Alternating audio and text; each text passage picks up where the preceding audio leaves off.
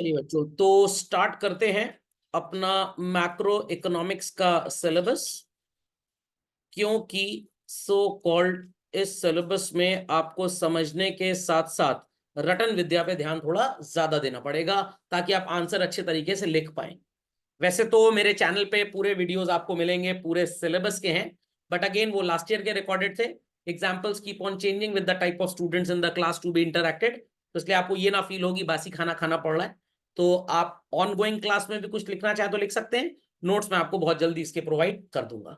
Got clear? चलिए, तो multiple units are there children, but हम सबसे पहली जो यूनिट कवर करने वाले हैं that is money and banking. I repeat, unit का नाम है money and banking.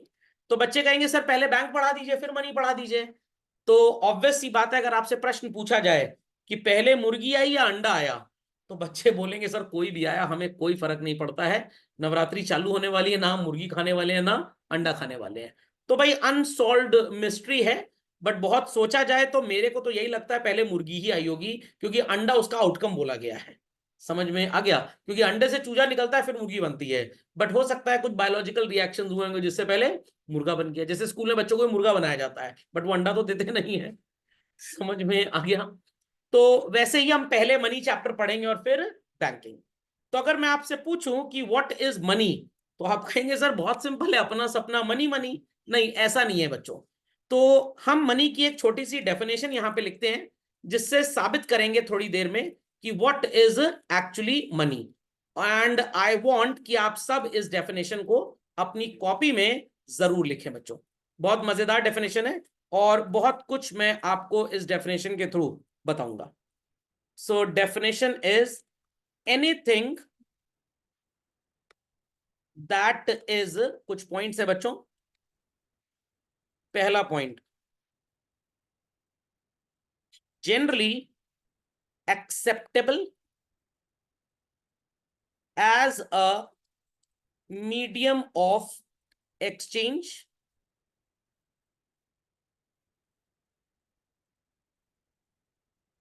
and at the same time acts as a store of value,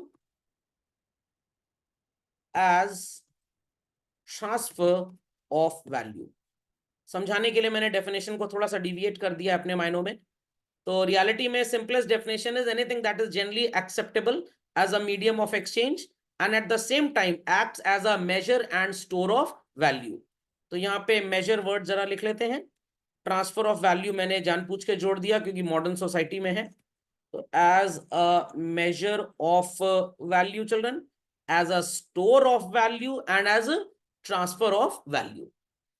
तो मान लीजिए कि शादी ब्याह का कार्यक्रम है, पापा मम्मी ने नए कपड़े पहन लिए, आपने भी पहन लिए, और अब डिसीजन ये लिया जाना है कि गिफ्ट में क्या दिया जाए।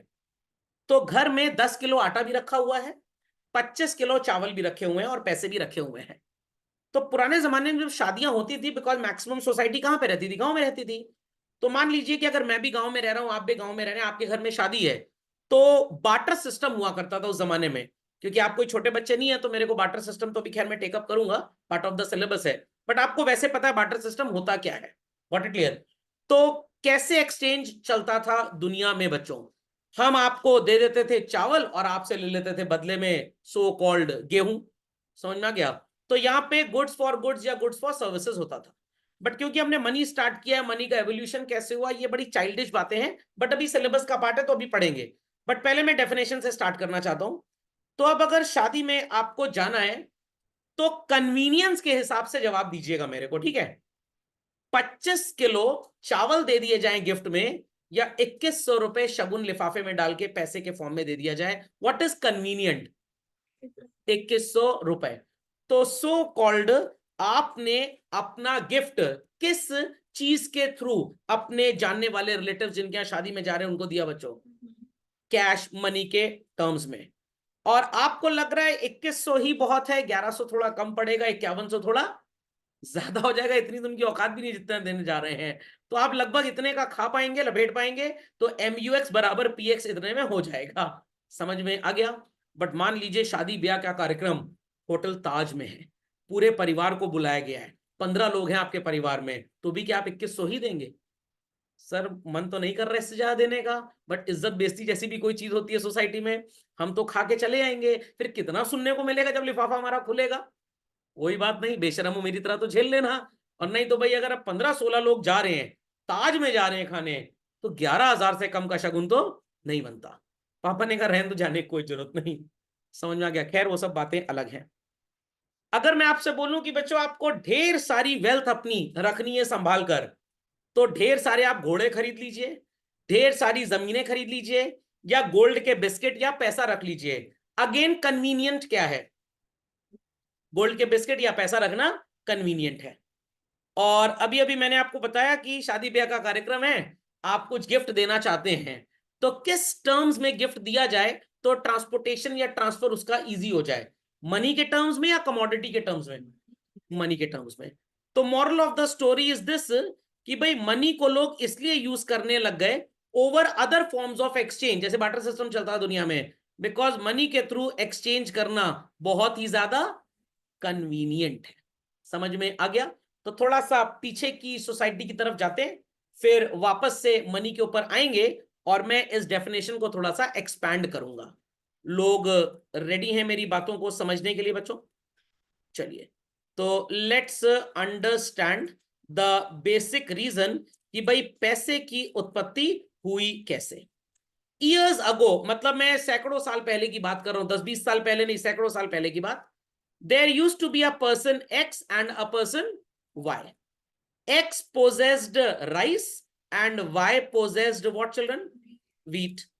इनके पास था 100 किलोग्राम राइस और इनके पास था 80 किलोग्राम व्हीट। अब X चाह रहा है कि उसको कुछ घर में गेहूं मिल जाए तो पिसवा के आटा बनवा ले या मैदा बनवा ले, फिर मोमोज भी बन जाएगा उससे। और Y चाह रहा है कि जाना है कोलकाता, मछली के साथ बढ़िया क्या टेस्ट आएगा खाने में बच्चों, रोटी या चावल? चावल। समझ में आ गया? बड़े भुक्कड़ टाइप के लोग हैं, कुछ नहीं रोटी तो है नहीं, चलो चावल ले लेते हैं। तो दोनों के बीच में एक बात हुई। एक्स कह रहा है कि मिस्टर वाई, हम दोनों एक एक्सचेंज करते हैं आपस में, where I will give you some quantity of rice and you are suppose to give me some quantity of wheat. X कह रहा है ये बात और वाई कह रहा है ठीक है मेरे को कोई प्रॉब्लम नहीं है। तो एक्स ने कहा मैं तुम्हें 40 किलो राइस देने को तैयार हूं, तुम बदले में मेरे को 40 किलो व्हीट दे दो। वाई कह रहा है ठीक है, तुम मेरे को 40 किलो चावल दे दो, मैं तुम्हें 40 किलो व्हीट देता हूं। तो ये बात दोनों के बीच में तय हो गई और एक्सचेंज हो गया। This system of exchange was called as what? Barter system. समझ में आ गया? सिंपल भाषा में इसको बार्टर एक्सचेंज भी बोला जाता था।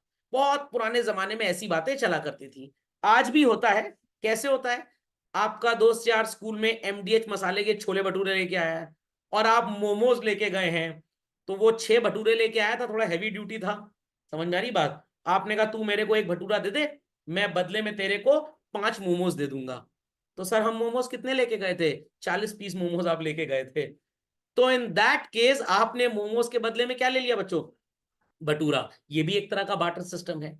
या आपने अपने दोस्त से बोला तुम मेरे को स्केल दे दो, मैं तुमको बदले में पेंसिल दे दूंगा, तुम भी खाली बैठना हम भी खाली बैठेंगे, क्योंकि मेरी पेंसिल तुम्हारे पास है तो मैं लाइन कैसे बनाऊं, और तुम्हारा स्केल मेरे पास है तो मैं लाइन कैसे बनाऊं?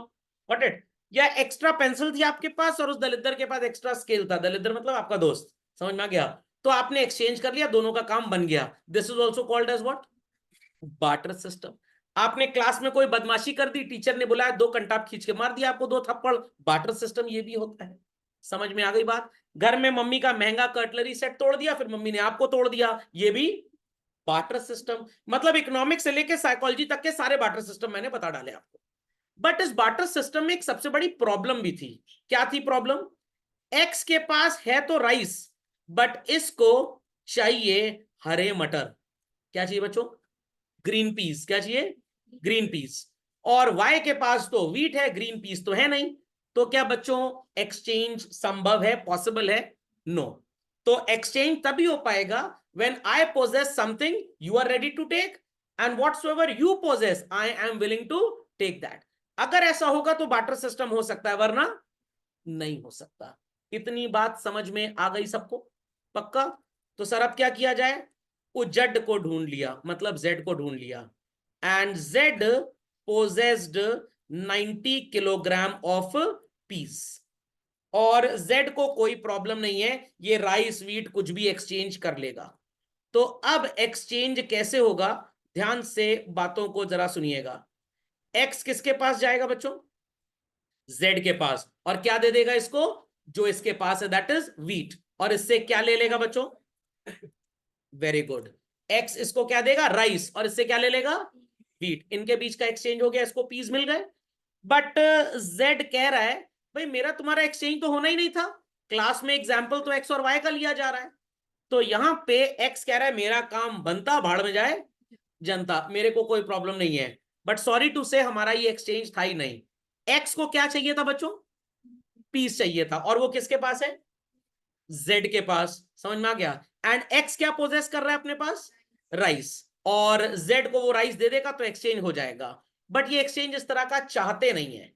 मिस्टर एक्स को वाई से वीट चाहिए है। क्या चाहिए है? वीट चाहिए।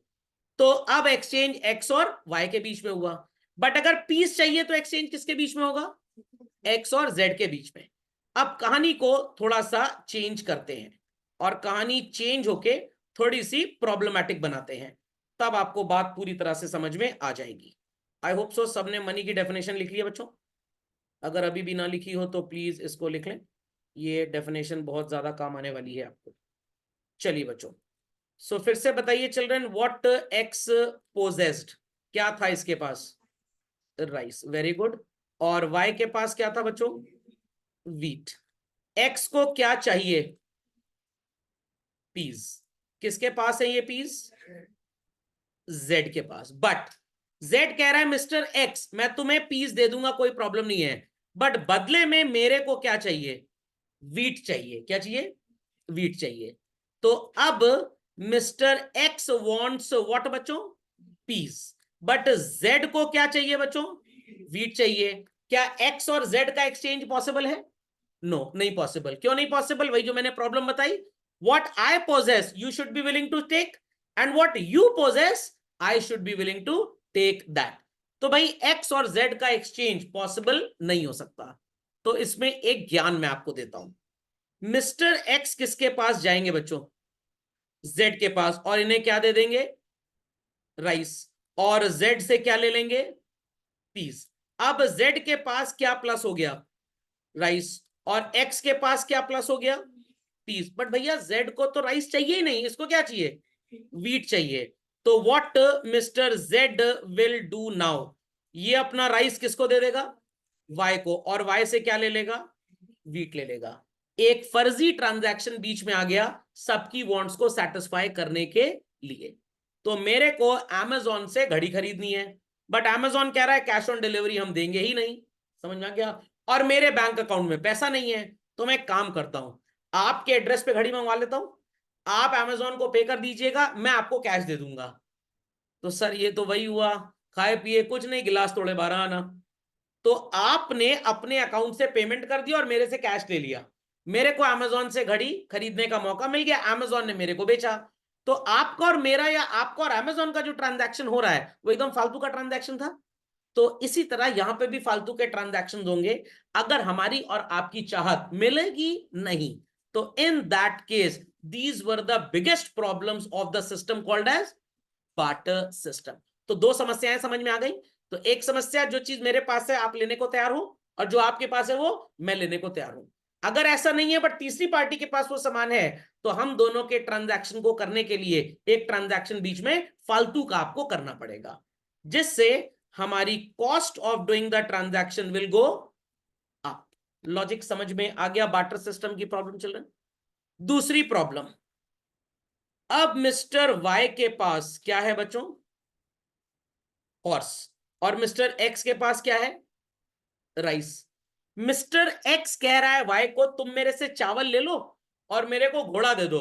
वाई कह रहा है हाँ कोई प्रॉब्लम नहीं है। कितना हॉर्स है इसके पास? एक। वाई कह रहा है अगर मेरे को एक हॉर्स तुम्हें देना है तो मेरे को कम से कम 200 किलो राइस दे दो। कितना राइस बच्चों? 200 किलो। बट इस बेचारे के पास कितना राइस है? आप समझ चुके होंगे मैं क्या बोलने जा रहा हूं। मिस्टर वाई क्या बोलेंगे, तुम्हारे पास राइस नहीं है इतना, अच्छा आधा घोड़ा ले जाओ। क्या आधा घोड़ा किसी काम का होगा? या तुम एक काम करो, आधा घोड़ा अभी ले जाओ, आधा बाद में ले जाना और फेविकोल से जोड़ लेना। कुछ बच्चे जवाब देंगे सर कितनी फेविकोल लग जाएगी, बट ये नहीं सोच पा रहे आधा घोड़ा किसी काम का होगा। No, problem of divisibility. What? Problem of divisibility. तो क्या बच्चों आधे घोड़े में एक्सचेंज पॉसिबल है? तो ये 3-4 प्रॉब्लम्स आपको बार्टर सिस्टम की समझ में आ गई। अभी और भी बताऊंगा। तो इन्हीं सारी समस्याओं को देखते हुए लगा कि ये सिस्टम बेकार ही नहीं, बहुत ज्यादा बकवास है। दैट्स वाई बच्चों इस सिस्टम को पूरी तरह से क्या कर दिया गया? बंद कर दिया गया। और क्या इन्वेंट कर दिया गया? अपना सपना, मनी मनी। तो अब अगर आपको राइस चाहिए 100 रुपए किलो, वीट चाहिए 50 रुपए किलो, पीस चाहिए 80 रुपए किलो, हर चीज के लिए एक कॉमन मेजरिंग यूनिट हो गई। And what is that common measuring unit? Money. और नहीं तो पता है अगर बार्टर सिस्टम सो कॉल्ड खत्म ना होता तो आज शाम को आप सब्जी मंडी क्या करने जाते? आप सब्जी मंडी सब्जी खरीदने जाते और पूछते भैया ये 1 किलो अनियन कैसे दिए? ये 2 चूहे के बराबर है। अच्छा, 1 किलो आलू का क्या भाव है? इसके लिए आपको 3 बिल्लियां देनी पड़ेंगी हमको। अच्छा, और ये जो रईसों की गोभी है, ब्रोकली, इसका क्या भाव है? इसके बदले में तो आपको एक घोड़ा देना पड़ेगा। अब आपने कहा समझ में नहीं आ रहा क्या हो रहा है। मम्मी ने कहा आते समय एक पैकेट दूध लेते जाना नमस्ते इंडिया का। You went to the milk bar और आपने कहा भाई एक पैकेट दूध दे दो, बदले में क्या देना है? 3 जोड़ी चप्पल देनी पड़ेगी आपको। अब जाओ मंदिर पहले 3 जोड़ी चप्पल चुरा के लाओ। फिर बच्चे मेरे से पूछना है सर इकोनॉमिक्स की क्लास के लिए क्या पेमेंट करना पड़ेगा? भाई इकोनॉमिक्स की क्लास के लिए आपको 5 शर्ट और 3 ट्राउजर देनी पड़ेगी। तो इन दैट केस अगर आप ये सब चीजें नहीं पोजेस कर रहे तो क्या एक्सचेंज पॉसिबल है? नो। और मम्मी भी कुछ कम नहीं थी हमारी, गई तनिष्क खरीदने एक पेंडेंट सेट। तनिष्क वाला कह रहा है 55 इंच का एलईडी एंड्रॉइड 14 टीवी आप देंगी तो बदले में आपको हम एक पेंडेंट सेट दे देंगे। कुछ बच्चे कह रहे हैं सर जाना है बाबा विश्वनाथ जी के दर्शन करने के लिए, ट्रेन का टिकट खरीदना है। टिकट काउंटर पे गए, वो कह रहा है 40 लीटर गंगा जल लेके आओ तो टिकट देंगे बदले में। तो क्या पॉसिबिलिटी है सो कॉल्ड इकोनॉमिक ट्रांजैक्शंस को करने की? बिल्कुल भी नहीं। इसीलिए बार्टर सिस्टम धीरे धीरे खत्म हो गया। और कहां वो आज भी चल रहा है मैंने आपको पहले ही बता दिया, तू मुझे भटूरा दे मैं तुझे मोमोज दूंगा। खोपड़े में बात गई चिल्ड्रन। तो इन्वेंट किसको किया गया? मनी को इन्वेंट किया गया। समझ में आ गया what were the problems of barter system? तो एक लाइन अपनी कॉपी में लिख लीजिए, the problems of barter system led to the discovery oblique invention of money as such. अब बच्चे कहेंगे सर डिस्कवरी और इन्वेंशन में तो फर्क है। मेरे हिसाब से बायोलॉजिकली कोई फर्क नहीं है, क्योंकि जो भी चीज थी हमने पहचानी वो डिस्कवरी हो गई, और जो थी नहीं बट हमने बनाई वो इन्वेंशन हो गया। बट ऐसा कुछ होता नहीं है, हर चीज ऊपर वाले ने हमारे दिमाग में फिट करके भेजी हुई है। तो I practically consider everything to be a discovery only. It is already there in your neurons, in your DNA. What you think of? समझ में आ गई बच्चों बात? समझ में आ गई बात? तो पड़ोस वाली आंटी ने बहुत बढ़िया राजमा चावल बनाए थे, 2 कटोरी आपके घर में भेज दिया। अब बदले में क्या वो 2 कटोरियां खाली भेज देंगे उनके यहाँ? सर बर्फ जमा के भेज देंगे। थोड़ा हैवी लगेगा। तो that is also called as what? Barter system. कभी कभी कैसरोल में एक बढ़िया से छोले आ गए, छोले भटूरे। अब बदले में आपके घर में कुछ बनता ही नहीं, आप तो हमेशा जोमेटो से खाना मंगवाते हो, तो आपने 2 डेयरी मिल्क चॉकलेट रख दी उसके अंदर, या उसी में आपने बर्फ जमा दिया, दही दे दी मान लीजिए। ये भी बार्टर सिस्टम होता है। समझ गए बच्चों बार्टर सिस्टम का कॉन्सेप्ट? एग्जाम में आपका दोस्त कह रहा है तू मेरे को मल्टीपल चॉइस क्वेश्चन बता दे, मैं शॉर्ट आंसर बता दूंगा। दिस इज ऑल्सो, फिर टीचर भी एक बार्टर सिस्टम करेंगे आपके साथ, दोनों की मुंडी लेके भाड़ भाड़ भाड़ कर देंगे। तो जो जिसके पास से गया तो उसके पास वापस आ गया। हाँ भाई समझ गए इस चीज को? चलिए, तो मनी क्या होता है बच्चों? Anything that is generally acceptable. ध्यान से सुनिएगा बच्चों, ध्यान से सुनिएगा। ये गोल्ड रिंग आपको नजर आ रही है? नजर आ रही है? 4.5 ग्राम की गोल्ड रिंग है, लगभग 30 से 32 हजार रुपए की। ठीक है, अगर मैं इस गोल्ड रिंग को किसी को दे दूं और बदले में उतने रुपए का आटा दाल चावल मांगू, तो वो मेरे को सो कॉल्ड देगा आटा दाल चावल या नहीं देगा? दे सकता है, सही जवाब यही है, दे सकता है। कहने का मतलब इस चीज की जिसे आप गोल्ड रिंग बोल रहे हैं एक्सेप्टेबिलिटी तो है, बट जनरल नहीं है, कोई दे सकता और कोई नहीं भी दे सकता। समझ में आ गया? जो दे सकता है उसके लिए मीडियम ऑफ एक्सचेंज हो गया, I gave it and got some wheat and rice. तो गोल्ड पे मीडियम ऑफ एक्सचेंज है बट जनरल एक्सेप्टेबिलिटी नहीं है। केस लगते ही कोर्ट में खारिज कर दिया गया। हमने बोला कि भाई 1 किलो गेहूं कितने की है, द पर्सन से 10 रुपए केजी, तो हमने कहा 30,000 रुपए की रिंग है, तो कितनी गेहूं आ जाएगी बच्चों इसमें? 3,000 किलो गेहूं आ जाएगी। तो I measured that 3,000 kilogram of wheat in exchange of this gold ring. तो gold is acting as a measure of value और नॉट चिल्ड्रन? एंड अगर मैं सो कॉल्ड आज नहीं 10 दिन बाद, 1 महीने बाद, 2 महीने बाद खरीदना चाहता हूं 30, 40, 50 हजार की चीज, तो तब तक मैं इसको स्टोर करके रख सकता हूं कि नहीं? या इसको स्टोर करना बहुत मुश्किल है?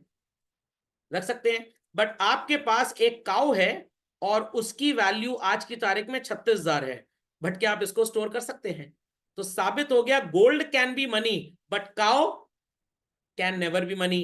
क्योंकि सो कॉल्ड, पहले तो भाई जरूरी नहीं सब लोग एक्सेप्ट कर लें उसको, मीडियम ऑफ एक्सचेंज हो भी सकता है और नहीं भी हो सकता। काऊ के टर्म्स में भी वैल्यू मेजर हो सकती है बट काऊ का स्टोरेज बड़ा प्रॉब्लमेटिक है। तो काऊ और गोल्ड में अगर मैं बोलूं कि आपको मनी मानना हो तो किसको मानेंगे? गोल्ड को। Very good. Transfer of value, क्या जरूरी है हर इंसान सो कॉल्ड इसको लेकर मेरे को वीट दे दे, ट्रांसफर करा ले? Absolutely not. तो आई कैन से कि जब Harappan civilisation, Indus valley civilisation, ये पुरानी सिविलाइजेशंस थी, उस समय बार्टर सिस्टम चलता था। और अगर आपने ऋतिक रोशन जी की एक मूवी देखी हो मोहनजोदारो, तो वहां पे एक्सचेंज किस चीज के बदले होता था? Generally gold. ऐसा क्यों सर? प्लैटिनम तो गोल्ड से भी महंगा मेटल है, बट जब तक प्लैटिनम की डिस्कवरी नहीं हुई थी एंड गोल्ड वाज डिस्कवर्ड, तो पूरी धरती पे सबसे बढ़िया मेटल कौन सा माना जाता था? गोल्ड। रादर गोल्ड से महंगा है प्लैटिनम, और प्लैटिनम से महंगा रोडियम, नहीं डायमंड तो स्टोन हो गया ना, हम मेटल की बात कर रहे हैं, got it clear? Iridium and all that, ये इससे भी महंगे मेटल्स हैं। बट देन टू पब्लिक किसके पीछे पगलाई रहती है? ऐसा इसलिए क्योंकि गोल्ड की अवेलेबिलिटी सबसे ज्यादा और इजिली एक्सेसिबल होता है। समझ में आ गया? Platinum is a very tough metal, तो जनरली वो ज्वेलरी वगैरह में यूज नहीं होता। तो अगर आपसे बोला जाए कि gold can and can not be money, तो आपका जवाब क्या होगा बच्चों? कैन। कुछ केसेस में पैसा हो भी सकता है और कुछ केसेस में नहीं भी हो सकता। तो गोल्ड को बच्चों आप नियर मनी की कैटेगरी में रख सकते हैं, बट आप मनी की कैटेगरी में इसको नहीं रख सकते, क्योंकि पहला वाला पॉइंट ही इसके ऊपर ठीक से अप्लाई नहीं हो रहा था। ये बात सबको समझ में आ गई? दूसरी बात करते हैं। आपके घर में कुछ यूएस से रिश्तेदार आए और उनकी जेब में $100 का एक नोट पड़ा था। कपड़े वॉशिंग मशीन में धुल रहे थे, वो भूल गए नोट निकालना, तो उनके हिसाब से उनके पास नोट था ही नहीं। और अब आगे क्या करना उस नोट का आपको पता है, अपनी जेब में आपने डाल लिया, गीला भी हो गया तो प्रेस कर लिए। वो $100 का नोट आज इंडिया में लगभग 8400 रुपीज की वैल्यू का होगा। तो आप अगर इस नोट को लेकर बगल में दूध की दुकान पे चले जाएंगे, वो लेगा आपसे नोट? लेगा? कभी नहीं लेगा, कभी नहीं लेगा। बट यूएस में अगर आप मिल्क बार में जाएंगे तो ले लेगा। तो यूएस डॉलर यूएसए में has general acceptability, it is used there in USA बच्चों as a medium of exchange. और इसके बदले में लोग चीजों की वैल्यू भी कैलकुलेट करते हैं, लोग सो कॉल्ड फ्यूचर में इसको यूज करने के लिए स्टोर भी करते हैं और अपने इकोनॉमिक ट्रांजैक्शन में एक दूसरे को देते भी हैं। तो यूएस के अंदर यूएस डॉलर इज मनी और is not money children? US dollar is money. खोपड़े में बात गई या नहीं गई बच्चों? ये बात सबको समझ में आ गई? सिमिलरली आपकी जेब में हरे रंग का गांधी जी का नोट है, इंडियन रुपी। अगर आप उस नोट को लेकर यूएस चले जाएं बच्चों, तो क्या आपको सो कॉल्ड कोई भी पर्सन उसके बदले में कुछ देगा? नो। बट ध्यान से फिर से मेरी बात सुनिएगा, अगर आप डॉलर लेकर new Delhi, Mumbai, capital cities में शॉप्स पे चले जाएं, और अगर वो शॉपकीपर लाइसेंस्ड है फॉरेन करेंसी लेने के लिए as per foreign exchange management act, तो वो आपसे $100 का नोट लेकर 84-8500 का सामान आपको दे देगा। तो इंडिया में ऐसा कुछ जगहों पे चलता है, बट इंडियन रुपी यूएस में आज 4 अप्रैल 2024 है चिल्ड्रन, फ्रीली ट्रांसफरेबल या एक्सेप्टेबल नहीं है। समझ में आ गई बात? एक जमाना था जब इंडिया का रूपी सिर्फ इंडिया के अंदर ही चलता था, बट आज इंडियन रूपी को अगर आप गल्फ कंट्रीज में लेके चले जाएं तो जो 500 का नोट आपका हिंदुस्तान में चलता है वो रियाद में चल जाएगा, दुबई में चल जाएगा। सर ऐसा कैसे? ये अभी लेटेस्ट एमओयू साइन हुआ था लास्ट ईयर इंडियन गवर्नमेंट का गल्फ कंट्रीज के साथ, तो वो एक्सेप्टेबल है। तो दुनिया की 5 करेंसीज हैं जिसमें डॉलर आता है, पाउंड स्टर्लिंग आता है, सो कॉल्ड जापान की करेंसी आती है, 2 और हैं, रशिया का रूबल आता है, जो फ्रीली पूरे दुनिया में चल सकता है। बट आप अगर मेरे को fees in terms of dollars देंगे तो मैं जय माता दी कर लूंगा, क्योंकि मैं as per foreign exchange management act इसको लेने के लिए अलाउड नहीं हूं। बट जो शॉपकीपर्स अलाउड हैं वो इसको ले लेंगे। तो कहने का मतलब इंडिया में डॉलर और INR both possess what children? General acceptability. तो इंडिया में आप यूएस डॉलर को भी मनी बोल सकते हैं बच्चों, as well as Indian rupee को भी आप क्या बोल सकते हैं? मनी बोल सकते हैं। ये दोनों बातें सबको समझ में आ गई? ये दोनों बातें सबको समझ में आ गई बच्चों? किसी को कोई प्रॉब्लम? पक्का? Shall I proceed further to this? Shall I proceed further to this? लगता है लोग खा पी के नहीं है इसलिए कुछ बोल नहीं रहे हैं। समझ में आ गई इतनी बातें? So can I say that gold is money? Not at all. But Indian currency, Indian rupee India में मनी है और डॉलर भी कुछ हद तक इंडियन मनी है। बट अगर यही रुपी लेके आप न्यूयॉर्क चले जाएं और पिज्जा हट या डोमिनोज या केएफसी में कुछ खाए पिए और बदले में रुपी दे दें, सर बर्तन मांगना पड़ेगा फिर हमको, तो क्या वहां पे आपका रुपी चलेगा? Not at all. तो मनी का मतलब समझ गए? तो हर वो चीज जो आपके अगल बगल नजर आए बच्चों आपको, और उस चीज पे आपको ये लॉजिक नजर आ जाए, it is generally acceptable, acting as a medium of exchange, and at the same time acts as a measure, store and transfer of value. So that thing is well capable to be called as what? ये money शब्द clear हो गया सबको? अगला confusing शब्द आपके सामने एक और आ रहा है।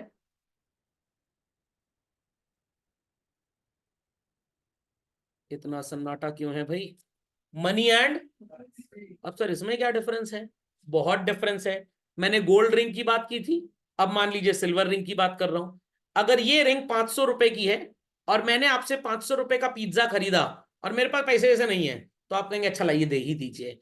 तो it is specifically acceptable, it is not generally acceptable. But अगर भारत सरकार का इस पे ठप्पा लग जाए, आई रिपीट, भारत सरकार का इस पे ठप्पा लग जाए और गवर्नमेंट इसको लीगली अलाउ कर दे कि ये मॉनेटरी ट्रांजैक्शंस के एक्सचेंज में यूज होने के लायक है, केपेबल है, तो आप इसको भी क्या बोलेंगे बच्चों? मनी बोलेंगे। मेरी उम्र है तो 15 साल, बट बर्थ सर्टिफिकेट के हिसाब से मैं 44 ईयर्स का हूं। I am allowed to vote, I am not allowed to vote, क्योंकि भाई वहां तो आपका इलेक्शन कमीशन का जो कार्ड बनेगा वो डेट ऑफ बर्थ सर्टिफाइड के हिसाब से ही बनेगा। समझ में आ गया? करेंसी और मनी में डिफरेंस क्या होता है? हर वो चीज जो इस डेफिनेशन को सो कॉल्ड अप्रूव कर दे, that is called as what children? Money. जब इसमें गवर्नमेंट का अप्रूवल लग जाए तो वो क्या बन जाती है? करेंसी। तो हिंदुस्तान में, अपने देश पड़ोसी पाकिस्तान में और चाइना में डॉलर का एक्सचेंज अलाउड है। तो हिंदुस्तान के अंदर डॉलर इज अ करेंसी क्योंकि गवर्नमेंट ने उसको अप्रूव किया हुआ है। समझ में आ गया? अगर आप नेपाली रुपी लेकर आ जाएं और जूस की दुकान पे जाएं और बोले भाई 50 रुपए का जूस है, इक्विवेलेंट नेपाली रुपी तुम लोगे? वो शॉपकीपर कह रहा है हाँ मैं ले लूंगा, मेरे को कोई प्रॉब्लम नहीं, और यहाँ पूरे बाजार में सब ले लेते हैं, then that rupee is money, Nepali rupee, क्योंकि जनरली एक्सेप्टेबल है। बट गवर्नमेंट ने ऐसा कोई कानून पास नहीं किया, तो क्या आप उस नेपाली रुपी को हिंदुस्तान में करेंसी बोलेंगे बच्चों? नो। तो moral of the story is this, every currency is money but every money is not currency. तो ये श्लोक लिख लें, बड़ा फायदा है। तो every money is currency but every currency is not money. तो आप इंडियन रुपी क्या कह रहे हैं? हर करेंसी मनी है बट हर मनी करेंसी नहीं है, मैंने वही बोला था। चलिए लेक्चर रिकॉर्डेड एक बार फिर से सुन लीजिएगा, हो सकता है मेरे मुंह से स्लिप ऑफ टंग हो गया हो। एग्जांपल ले लीजिए ना, डॉलर एंड आईएनआर, ये दोनों इंडिया में चलते हैं क्योंकि गवर्नमेंट ने इनको ऑथराइज किया हुआ है, तो ये करेंसी भी हो गया एज वेल एज मनी भी हो गया। बट यूएस के अंदर बच्चों क्या चलेगा फ्रीली? US dollar. और क्या बिल्कुल भी नहीं चलेगा? आईएनआर। तो यूएस के अंदर डॉलर मनी भी है और करेंसी भी है, और इंडियन रुपी वहां पे ना मनी है ना करेंसी है। मेरे मोहल्ले में हर दुकानदार गोल्ड ले लेता है, कोई प्रॉब्लम की बात नहीं है। तो मेरे मोहल्ले में gold is a money but not currency. तो किसी भी मनी को करेंसी बनने के लिए गवर्नमेंट के अप्रूवल की जरूरत होती है। तो कभी आप नेपाल बच्चों अगर घूमने जाएं तो आपको वहां पे बड़ी फैसिनेटिंग चीज लगेगी। वहां पे नेपाल की करेंसी तो खैर चलती चलती है, Indian rupee, Chinese currency, Italy का लीरा, दुनिया जहान की करेंसी ले आओ वहां सब चल जाता है।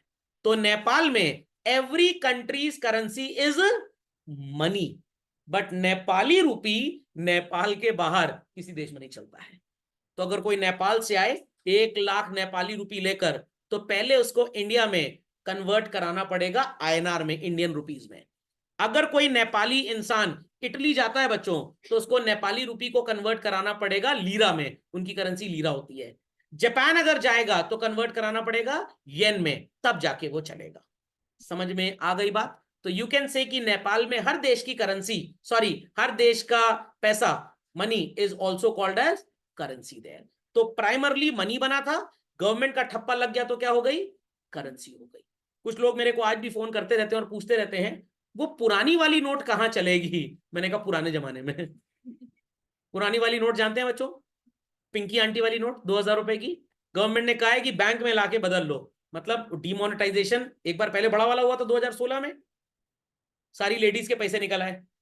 जो बोलते थे वहां पैसा ही नहीं है, वहां पैसा ही नहीं है, वहां पैसा ही नहीं है, बट पता लगा एक आंटी बोली 2 लाख रुपए जरा चेंज करा दो, 1 लाख है चेंज करा दो। सारे पतियों की जेब से जो पैसे चोरी हुए थे मोदी जी ने सब निकलवा दिए। खोपड़े में बात गई कि नहीं गई बच्चों? समझ में आ गया? तो उस डिमोनेटाइजेशन में क्या हुआ था, 500 का नोट चलना बंद हो गया, पुराना वाला नोट का साइज भी हैवी ड्यूटी था, शायद आपने देखा होगा। और ये जो 1000 का था वो भी बंद हो गया। तो इन दो पीरियड 8 नवंबर 2016 में ही हुआ था डिमोनेटाइजेशन। उसके पहले तक वो नोट हमारे देश में मनी भी थे और करेंसी भी थे। आज पप्पू कबाड़ी की ठेले पे लदे हुए हैं। आज ना वो मनी है ना वो करेंसी है। अब ध्यान से सुनिएगा, हो सकता है गवर्नमेंट ने काम इसीलिए किया हो ताकि इकोनॉमिक्स से टीचर्स को अच्छी तरीके से पढ़ा पाए। तो 2016 के पहले वाला 500 रुपए का नोट और 1000 का नोट मनी भी था इंडिया में एज वेल एज करेंसी भी था। Is that clear? Is that clear?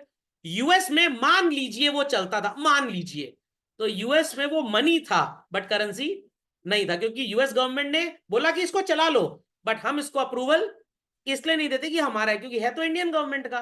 तो यूएस में उस जमाने में अगर वो चलता था तो वो मनी है, क्योंकि जनरली एक्सेप्टेबल था, मीडियम ऑफ एक्सचेंज था, सब कुछ था। इंडिया में वो मनी और करेंसी दोनों था।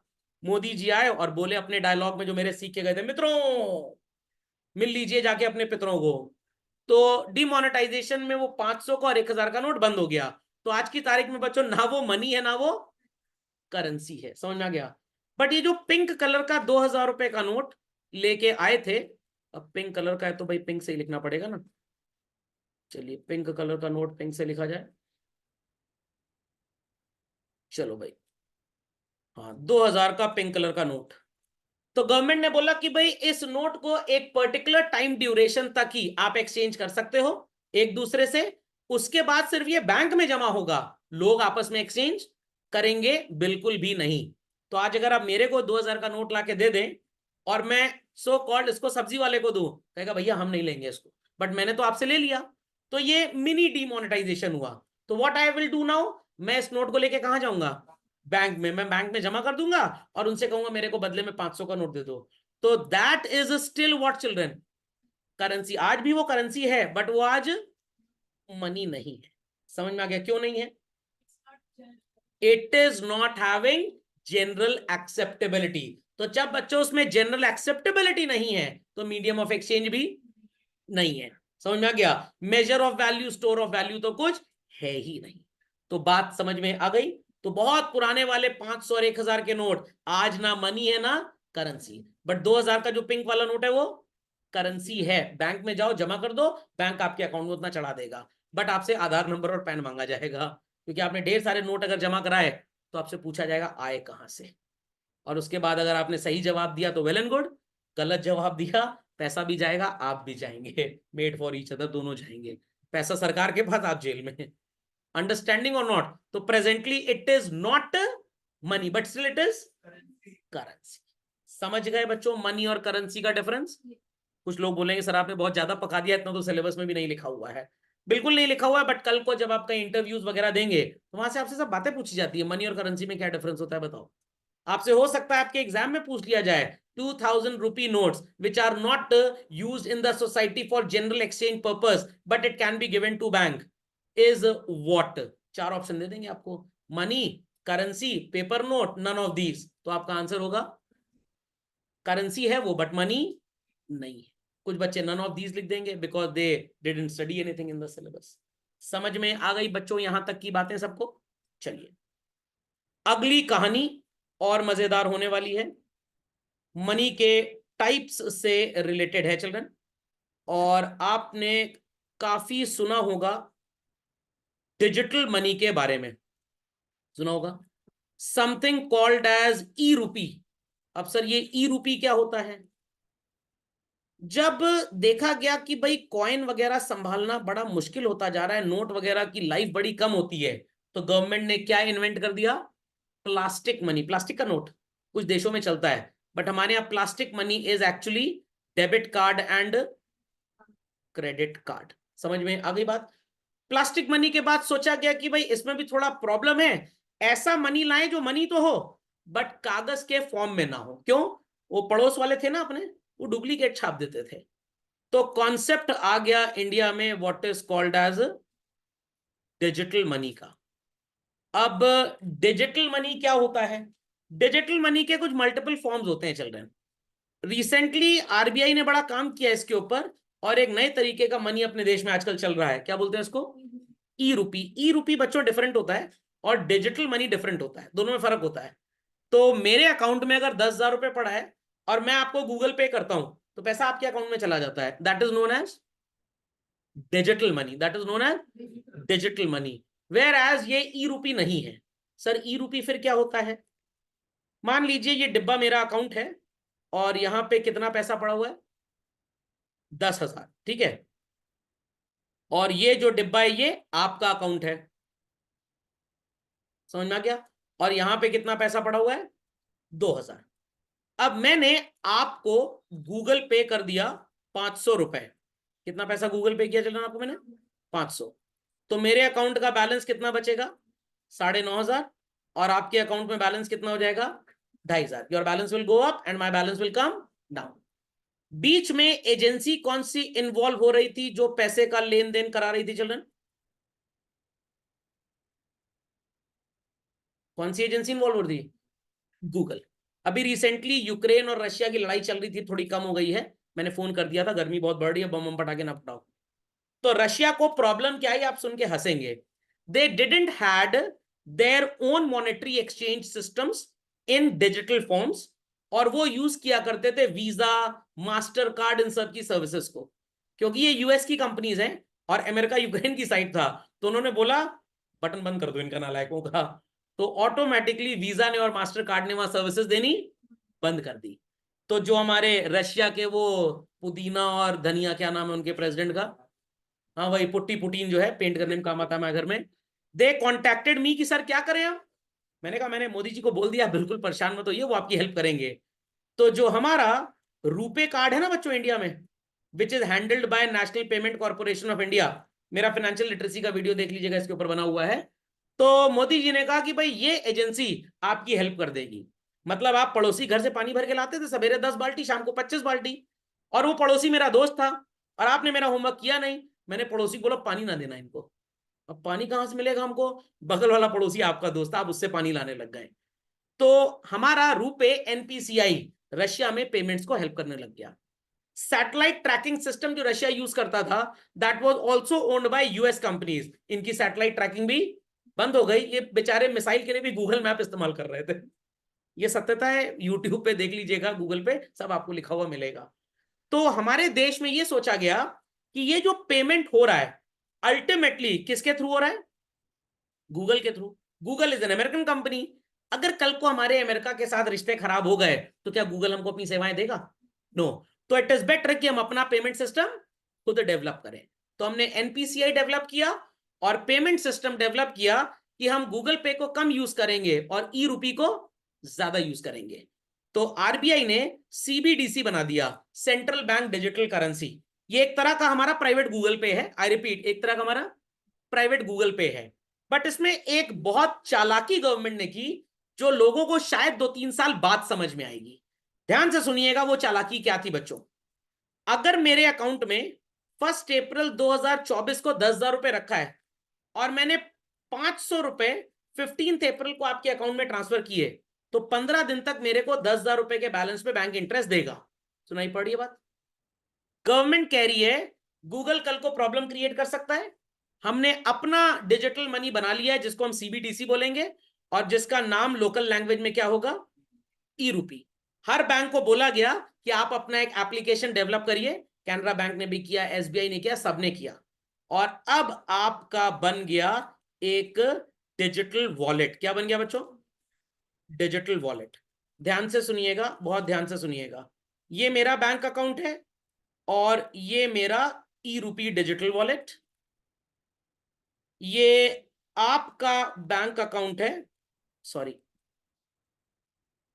ये आपका डिजिटल वॉलेट है चिल्ड्रन, और ये आपका बैंक अकाउंट है। बड़े वाले बैंक अकाउंट, छोटे वाले डिजिटल वॉलेट्स। मेरे बैंक अकाउंट में कितना पैसा था चिल्ड्रन? 10,000। और आपके बैंक अकाउंट में क्या था? 2,000। मैंने 1 अप्रैल को अपने बैंक अकाउंट से अपने डिजिटल वॉलेट में कितना पैसा ट्रांसफर किया? 500। और मेरे बैंक अकाउंट में झटपट बैलेंस कितना हो गया चिल्ड्रन? 9,500। आपके डिजिटल वॉलेट में मैंने 500 रुपए ट्रांसफर कर दिए। आपने इसको बैंक में भी नहीं ट्रांसफर किया है, तो आपके बैंक अकाउंट में कितना पैसा पड़ा है चिल्ड्रन? 2,000। और सो कॉल्ड यही पैसा आपके बैंक अकाउंट में था। आपने पिज्जा खरीदा और पिज्जा हट को अपने डिजिटल वॉलेट से 500 रुपए दे दिया। ट्रांजैक्शन ऐसे ही होगा। अब समझिए सरकार की चालाकी, जो लोगों को समझ में नहीं आ रही है। जैसे ही बच्चों 1 अप्रैल को मैंने 10,000 रुपए में से 500 रुपए अपने ई रूपी अकाउंट में ट्रांसफर किया, my balance is how much? 9,500। फिर मैंने ये पैसा आपको दिया किस दिन बच्चों? 15 अप्रैल को। मेरे को 15 दिन का इंटरेस्ट लॉस होगा यहां पे, क्योंकि बैंक बोलेगा आपके अकाउंट में जो पैसा है हम उस पर आपको इंटरेस्ट देंगे, जो आपने डिजिटल वॉलेट में रखा है हम इस पर आपको इंटरेस्ट नहीं देंगे। तो इससे हो क्या रहा है? बैंक्स की जो इंटरेस्ट पेइंग कॉस्ट है वो बहुत कम हो जाएगी और बैंक के प्रॉफिट्स बढ़ जाएंगे। ये बात कोई जानता ही नहीं। मेरे को भी इस बात का बिल्कुल संज्ञान नहीं था। कैनरा बैंक वालों ने मेरे को मैसेज भेजा, I have an account with them, तो मेरे दिमाग में आया चलो डिजिटल वॉलेट यूज करते हैं। मैंने पैसा वहां ट्रांसफर किया, मेरे सेविंग अकाउंट से बैलेंस कम हो गया और कहां चला गया? डिजिटल वॉलेट में। तो डिजिटल वॉलेट में जो पैसा गया उस पर आपको इंटरेस्ट नहीं मिलता। तो क्या हमें ऐसी बेवकूफी करनी चाहिए? तो जो अकलमंद लोग हैं वो ऐसी बेवकूफी नहीं करेंगे। बट कल को गूगल पे की प्रॉब्लम अगर आ गई तो आपका साथी कौन होगा? सिर्फ और सिर्फ डिजिटल वॉलेट। तो इसीलिए जो सीबीडीसी बनाया गया, ई रूपी बनाया गया, वो इसीलिए बनाया गया। क्या यूपीआई हमारा है जरूर, बट अगेन यूपीआई तो वैसे ही काम करता है जैसे गूगल पे काम करता है। तो इन दैट केस क्या आपका इंटरेस्ट कम होगा? इंटरेस्ट तो आपको उतना ही मिलता रहेगा। तो बैंक की भी तो कॉस्टिंग हमको कम करनी है। स्टेट बैंक ऑफ इंडिया चले जाइए, 15 इंप्लॉइज की जरूरत है, बेचारे 6 काम कर रहे हैं। क्यों? Cost cutting, cost cutting. तो सीबीडीसी को एक्चुअली 2 रीजंस के लिए लाया गया कि कल को अगर ये गूगल पे टाइप प्रॉब्लम क्रिएट करते हैं तो हमारे पास अपना पेमेंट सिस्टम हो, और दूसरा बैंक का इंटरेस्ट पेइंग ऑब्लिगेशन कम हो जाए। और जहां तक यूपीआई की बात है, हमारे कंट्री का अपना कौन सा ऐप है चिल्ड्रन? भीम ऐप है। ध्यान से सुनिएगा, भीम ऐप के जो क्यूआर कोड है मार्केट में वो 5 दुकानों पे है, और गूगल पे के और पेटीएम के 2,000 दुकानों पे है। तो ट्रांसफर करने के लिए क्यूआर कोड किसका यूज हो रहा है? गूगल पे का। तो गूगल अगर अपना स्विच बंद कर देगा, भीम कुछ नहीं कर पाएगा वहां पे, क्योंकि भीम एक्सेस किसको करता था? गूगल पे के क्यूआर कोड। क्या भीम ऐप इज यूनिवर्सल? एक ही क्यूआर है, बट मान लीजिए कि मेरी शॉप पे गूगल पे का क्यूआर है, ठीक है, और आप कह रहे हैं कि हमको आपको पेमेंट करना है। मैंने कहा मेरा क्यूआर स्कैन करो तुम, और गूगल ने स्विच बंद किया हुआ है। तो क्या वो क्यूआर एक्टिव है? नहीं है। तो क्या पेमेंट ट्रांसफर हो पाएगा मेरे को? नहीं हो पाएगा। तो 2 रीजंस वर देयर जिस वजह से आरबीआई ने सीबीडीसी को डेवलप किया। एक तो कॉस्ट कटिंग होगी बैंक में, वॉलेट में जैसे ही पैसा गया सेविंग का बैलेंस कम हो गया, बैंक आपको इंटरेस्ट नहीं देगा उसके ऊपर। और ये बातें लोगों को समझ में आएंगी तब तक जब तक वो यूज टू हो चुके होंगे। Understood what I mean to say? पक्का?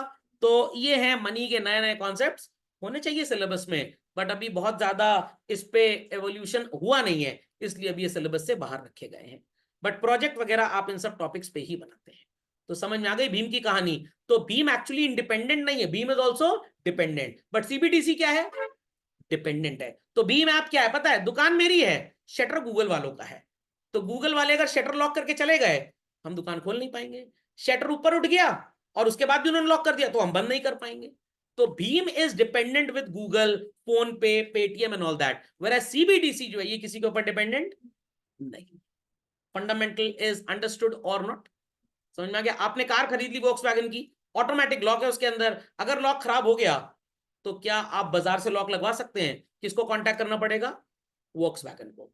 तो भारत सरकार कह रही है ऐसी गाड़ी में लॉक लगाइए जो यूनिवर्सल हो, सबके पास मिल जाए, ताकि कोई कंपनी डोमिनेट ना कर पाए। तीसरा एडवांटेज क्या है कंट्री को as an economic welfare? Google transaction पे चार्जेस अब लेने लग गया है। 1 अप्रैल 2024 से ये स्टार्ट हो गया, पहले नहीं था, 23 में थोड़ा सा आया था। 2000 रुपए से ऊपर का जब आप कमर्शियल ट्रांजैक्शन करेंगे, आप मेरे को पैसा दो मैं आपको पैसा दूं, तब नहीं, जब किसी शॉप पे ट्रांजैक्शन करेंगे बिजनेस अकाउंट पे, तो उस पे चार्जेस होंगे। तो चार्जेस कौन कमाएगा? गूगल कमाएगा। तो बायर हिंदुस्तानी, सेलर हिंदुस्तानी, पैसा किसने कमा लिया? गूगल ने। तो बट अगर आप सीबीडीसी के थ्रू करेंगे, वॉलेट के थ्रू करेंगे, तो पैसा कौन कमाएगा? इंडियन कंपनी कमाएगी। तो these are the multiple reason क्यों इन सब चीजों को हम थोड़ा सा अवॉइड करने की पढ़ाई कराते हैं। बात समझ में आ गई? किसी की कोई क्वेरी? अमन जी कोई क्वेरी? पक्का? कंफर्म? चलिए, तो इसी के साथ मनी के सिलेबस से हट के एक आखिरी चीज आपको जो मैं बताना चाहूंगा, खैर वो आप मेरी फाइनेंशियल लिटरेसी की वीडियो से बेटर कवर कर लेंगे, सिलेबस में तो नहीं है। बिटकॉइन की कहानी आपने सुनी है बच्चों? सुनी है ना? हाँ। भारत सरकार कह रही कि बिटकॉइन पे अगर ट्रेड किए, पहले तो इलीगल होता था, अब इलीगल नहीं है, बट अगर आपने उसमें कमाया पैसा तो कितना टैक्स देना पड़ेगा? 30%। ये बिटकॉइन काम कैसे करता है ये किसी दिन विस्तार से बताऊंगा, तो बिल्कुल परेशान मत होइए। So likewise we covered the topic titled as what children? Evolution of money. तो बार्टर सिस्टम से बिटकॉइन तक की स्टोरी सबको समझ में आ गई थोड़ी थोड़ी? चलिए भाई, चलते हैं आगे। तो I hope so everybody understood well and clear की what is barter system. So CC economy का मतलब होता है सो कॉल्ड कमोडिटी। आप मेरे को कोई कमोडिटी देंगे, बदले में मैं आपको कोई कमोडिटी दूं। आपको स्कूल जाना है, आपने अपने दोस्त को पकड़ लिया, भाई हमको अपने साथ स्कूल ले चलो, वापसी में आपने उसको आइसक्रीम खिला दी, तो ये भी कौन सा कॉन्सेप्ट हो गया चिल्ड्रन? Simple as that. तो बार्टर सिस्टम काम कहां पे करेगा? When there is double coincidence of want, जो मैंने लेक्चर के स्टार्टिंग में बताया था, जो मुझे चाहिए यू शुड पोजेस दैट, और जो आपके पास है I should be willing to take that. अगर ऐसा है तो बार्टर सिस्टम काम करेगा, एल्स बार्टर सिस्टम काम बिल्कुल नहीं करेगा। Got it clear? तो अपनी अपनी कॉपीज में आप एक बात जरूर लिख लें, costs involve in barter system. I repeat, costs involved in barter system. Be quick, be quick.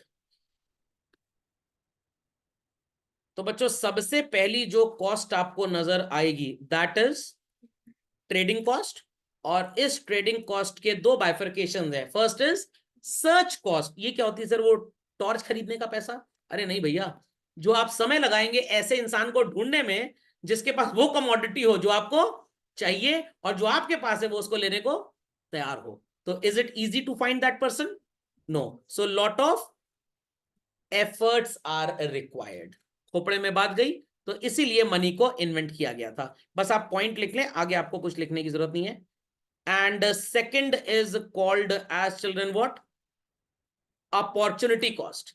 पता लगा आपको 2 घंटे लग गए इस पर्टिकुलर पर्सन को ढूंढने में, 2 घंटे में आपने अगर और कोई प्रॉफिटेबल एक्टिविटी कर ली होती, so here that loss of energy is again called as what children? Your cost basically.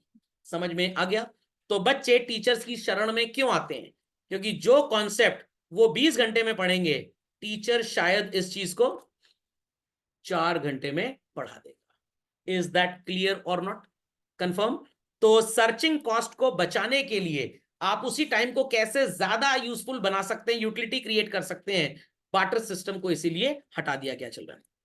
Second लिखेंगे B point children, cost of deterioration. तो first was trading cost and second is called as what, cost of deterioration.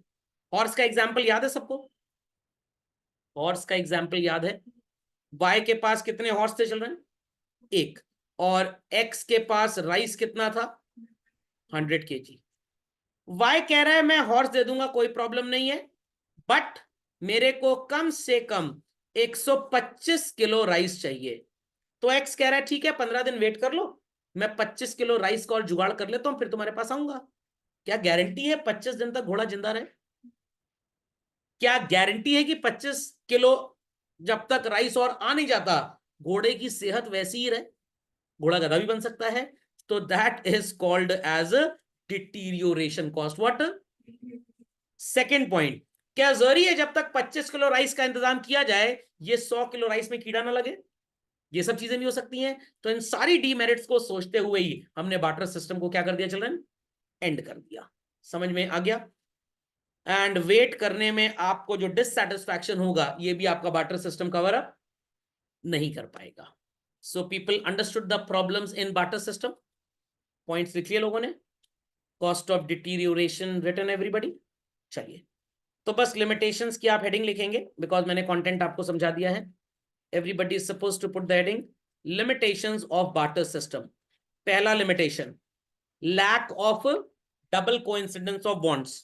आप उसी के साथ exchange करेंगे जो वो चीज लेने को तैयार हो जो आपके पास हो, और जो उसके पास है वो आप लेने को रेडी हो जाए। अगर ये अग्रीएबल टू बोथ है only then barter system can work. दोनों में से एक भी पार्टी अगर डिनाई करती है, will barter system be working children? Not at all. घोड़ा मेरे पास है, आपके पास 100 किलो राइस है, बट मैं कह रहा हूं कि भाई मेरे को 200 किलो राइस चाहिए एक घोड़े के बदले में। तो आप कितना घोड़ा मेरे को दे सकते हैं? आधा? तो क्या आधा घोड़ा मेजरेबल है या पूरा घोड़ा भी मेजरेबल है? समझ में आ गया बच्चों? Be quick, be quick. Lack of common measure of value has been written by all. समझ गए इस बात को? समझ गए? इसका एक और एग्जांपल भी हो सकता है, मेरे पास 100 किलो राइस, आपके पास 80 किलो व्हीट। एक्सचेंज तो हम करना चाहते हैं, आप 100 किलो राइस लेने को तैयार भी हो, बट मैं कह रहा हूं मेरे को 80 किलो व्हीट नहीं चाहिए, मेरे को भी 100 किलो व्हीट चाहिए। तो क्या हमारी आपकी वैल्यू कॉमन मेजर पे आ पा रही है? बिल्कुल भी नहीं। होता आज भी ऐसा है, आप मान लीजिए स्टॉक मार्केट में शेयर खरीदने जाते हो, आपको लग रहा है शेयर का दाम 250 होना चाहिए, सामने वाला कह रहा है नहीं मैं तो 275 में कम नहीं बेचूंगा। तो क्या कॉमन मेजर ऑफ वैल्यू है? नो। बट पहले ये मेजर ऑफ वैल्यू कमोडिटीज के टर्म्स में होता था, आज किसके टर्म्स में होता है? मनी के टर्म्स में होता है। This is another problem associated. If I sell rice to you whose price is 90 rupee per kg and you say कि सर पैसे नहीं है अभी मेरे पास, हम 30 डेज के बाद आपको पेमेंट कर देंगे। आई सेड नो प्रॉब्लम, ले जाओ 30 डेज के बाद पेमेंट कर देना। पॉसिबल है ये बात? क्रेडिट कार्ड से लोग शॉपिंग करते हैं, उधार देते हैं शॉपकीपर्स अपने कस्टमर्स को। But if I say 1 kg rice equals to so called 3 kilogram of onion, और ये अनियन मेरे पास आज नहीं है, अभी हमारे खेत में अनियन उगेगा, 20 दिन के बाद फसल कटेगी, तो हम आपको अनियन लाके दे देंगे। गारंटी है बच्चों कि 20 दिन के बाद अनियन सही मिल जाए मेरे को? नो। तो क्रेडिट ट्रांजैक्शंस जो किए जाते हैं एक पर्टिकुलर टाइम पे, बट उनका सेटलमेंट एक टाइम के बाद होता है। तो future payments are possible in case of money, but barter system में फ्यूचर पेमेंट की पॉसिबिलिटी है ही नहीं, क्योंकि commodity that was agreed may और may not exist in that particular so called quality you can say। समझ गए इस बात को? नहीं समझे इस बात को? any doubts to anybody children? चला जाए आगे। lack of store of value। 1 lakh रुपए स्टोर करना इजी है बच्चों, या 1 लाख रुपए में 20,000 रुपए वाले 5 हॉर्सेस को स्टोर करना इजी है? 1 लाख रुपए को। समझ में आ गया? वी अग्रीड कि मैं आपको 100 किलोग्राम वीट दूंगा, और इस वीट के बदले आप मेरे को देंगे what is called as 4 horses. So again barter system का प्रॉब्लम, ना वीट को स्टोर करना इजी है, ना उसके बदले मिला हुआ हॉर्स। बट अगर पैसा होगा तो हम पैसे को तो स्टोर कर सकते हैं, और वीट तो भाई एडिबल आइटम है, खाने पीने वाली चीज है, आप इसको पिसवा के आटा इस्तेमाल कर सकते हैं। बट क्या हॉर्स को स्टोर करना पॉसिबल है? नो। तो मनी में स्टोर ऑफ वैल्यू इजी है, बट बार्टर सिस्टम में इजी बिल्कुल नहीं है। People copy this point. चलिए, और दूसरी बात जो वो घोड़े वाली थी, बार बार हंसी आती है इस पे, कि भाई 100 किलो चावल आपके पास है, मेरे पास घोड़ा है, मैं घोड़ा दे दूंगा, बट मेरे को 150 किलो चावल चाहिए। कितना चावल चाहिए बच्चों? तो आप बोलेंगे सर ये हॉर्स है, ड्राइंग मेरी बहुत अच्छी है, देखता हूँ हॉर्स बना पाता हूँ कि नहीं।